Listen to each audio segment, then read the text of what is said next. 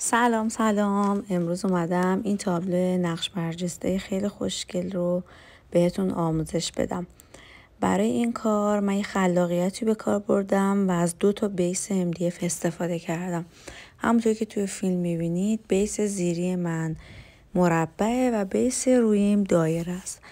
مرکز مربع رو پیدا میکنیم و با چسب چوب اون دایره رو روش میچسبونیم. اگر میبینید بیس روی من سفیده به خاطر اینکه قبلا برای یک کاری جسو زده بودم و استفاده نکرده بودم، وگرنه لحاظ جنسیت جفتشون مثل همه.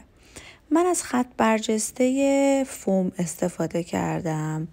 همطوری که میدونید جنس‌های مختلفی تو بازار وجود داره، از فومای نازکتر و یا حتی چوب میتونید تهیه کنید، ولی خب اینجا من از فوم ضخیم استفاده کردم تا فرم دهیش به نظرم خب خیلی راحت تر هستش و بتونم راحت تر فرم بدم.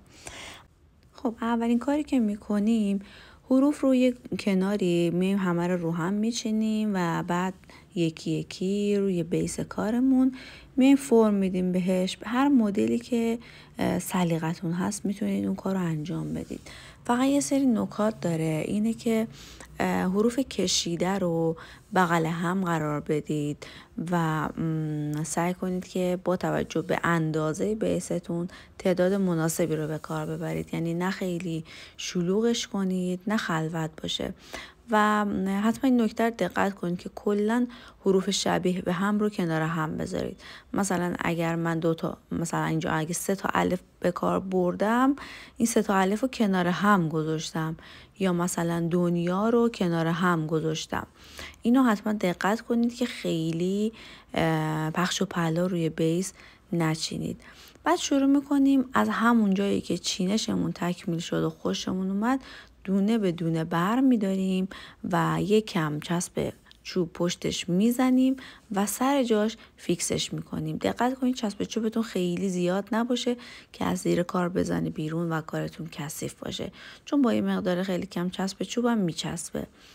همونطور که میبینید دارم دونه به دونه این کارا رو انجام میدم تا تکمیل بشه کارم.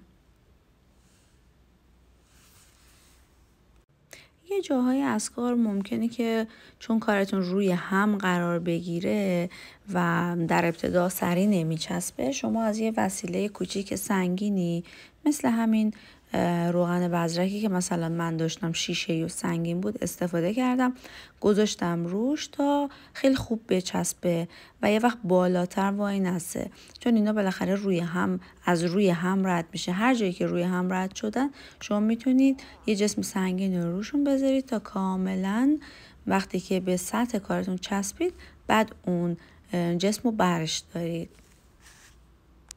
چون جنس کارمون MDF هستش و رنگ زیادی رو به خودش میگیره، من اومدم یه مقدار پرایمر رو روی همه جای کارم اجرا کردم، مخصوصا این قسمت MDFی که قبلا جسو نزده بودم، کامل اینو پوشش دادم.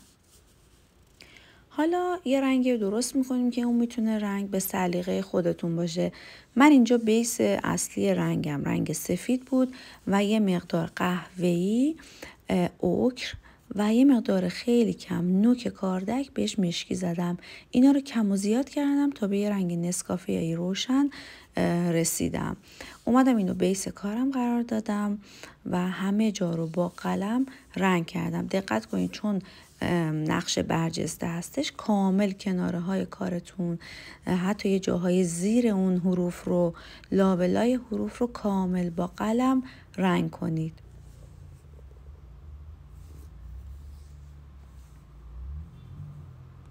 بعد اومدم از همون رنگ نسکافه‌ای یه مقدار قهوه‌ای بیشتر بهش زدم، سفیدشو کم کردم، یه رنگ قهوه‌ای پررنگتر رو با یه قلمی به صورت تاج روی کناره ها و لبه های کار زدم. سعی کنید زهر رنگتون رو بگیرید و با یک مقدار خیلی کم رنگ این کار رو انجام بدید.